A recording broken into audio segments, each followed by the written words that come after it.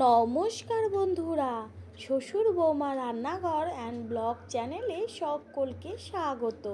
আশা করি আপনারা সকলে ভালো আছেন। আজকে বিটের রেসিপি নিয়ে চলে এসেছি। ভাত, রুটি, লুচি, পরোটা সমস্ত কিছুর সাথেই কিন্তু খেতে দারুণ লাগবে। আর যারা বিট একদমই পছন্দ করেন না তাদের জন্য তো অবশ্যই বলবো ঠিক এইভাবে বিটের রেসিপিটি করে খেয়ে দেখুন, মুখে লেগে থাকবে। তাহলে রেসিপিটি দেখে নেওয়া যাক। সবার প্রথমে বিট এইখানে একদম সরু সরু করে কেটে নিয়েছি। আপনারা চাইলে বিট গ্রেট করেও নিতে পারেন গ্রেটারের সাহায্যে। আর বিটটা ভালো করে জল দিয়ে ধুয়ে রেখেছি। গ্যাসের ওভেনে কড়াই বসিয়ে কড়াই ভালো করে গরম করে নিয়ে দেব সর্ষের তেল। দিয়ে ভালো করে তেলটা গরম করে নিয়ে এবার এর মধ্যে বড়ি ভেজে নেব। বড়িগুলো ছোট ছোট টুকরো করে নিয়েছি। গ্যাসের ফ্লেম মিডিয়াম টু লোয়ে রেখে বড়িগুলোকে ভেজে নেব। গ্যাসের ফ্লেম যদি হাই থাকে তাহলে কিন্তু প্রথমেই বড়িগুলো লাল হয়ে যাবে আর ভেতরে কাঁচা থাকবে। বড়িগুলো লাল করে ভেজে নেওয়া হয়ে গেল। তেল ছেঁকে তুলে নেব।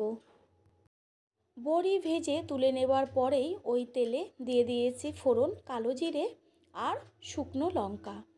তেলের থেকে সুন্দর ভাজা গন্ধ বেরোলে এর মধ্যে দেব কুচিয়ে নেওয়া পেঁয়াজ।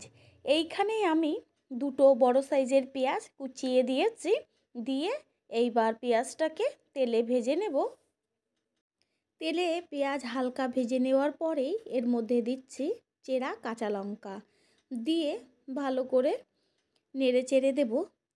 আর তারপর দেব কুচিয়ে নেওয়া বিট তেলে দেওয়ার পরে 3 থেকে 4 মিনিট বিট একটু ভেজে নেব।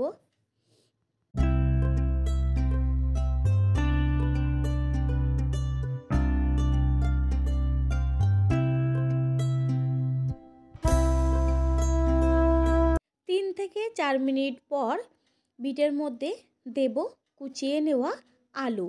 বিট যেহেতু একটু শক্ত হয় তার জন্য বিটটা আগে দেওয়া হলো আর আলুটা পরে দেওয়া হলো। বিট ও আলু এবার একসাথে ভাজা হতে থাকবে। কেউ যদি মনে করেন এই রেসিপিতে আলু ব্যবহার করবেন না, নাও দিতে পারেন। শুধু বিট এইভাবেই তৈরি করলে মুখের থেকে কিন্তু নামবে না। দেব স্বাদ অনুযায়ী লবণ। দিয়ে ভালো করে নেড়ে চেড়ে দেব। আর গ্যাসের ফ্লেম মিডিয়ামে রেখে ভাজাটা ভাজতে হবে।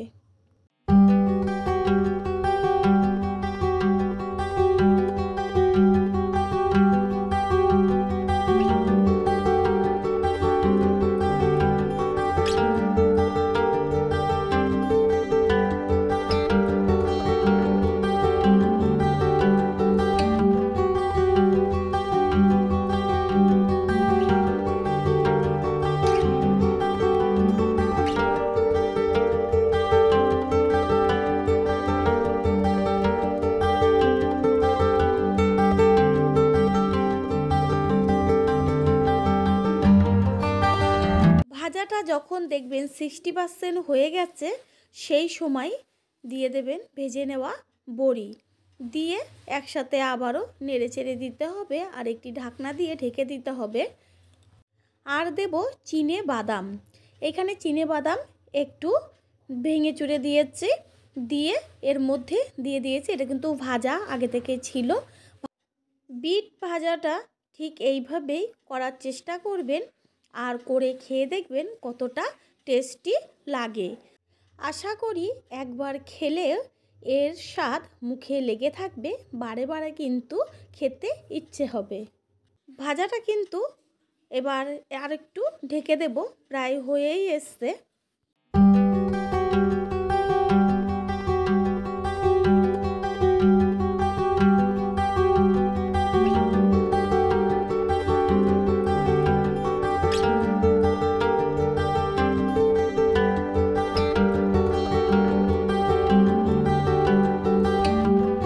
রেসিপিটা অলমোস্ট রেডি। গ্যাস অফ করে দিয়েছি। এবার একটি পাত্রে তুলে নেব। রেসিপিটি কেমন লাগলো লাইক, শেয়ার, কমেন্ট করে অবশ্যই জানাবেন। আপনাদের দেওয়া একটা লাইক কিন্তু আমাদের কাছে অনেক অনেক গুরুত্বপূর্ণ, তাই লাইক দিতে কেউ একদমই ভুলবেন না। All friend, thanks for watching my video. আপনারা সকলে ভালো থাকবেন, সুস্থ থাকবেন। আবারও দেখা হবে অন্য কোনো রেসিপির এপিসোডে।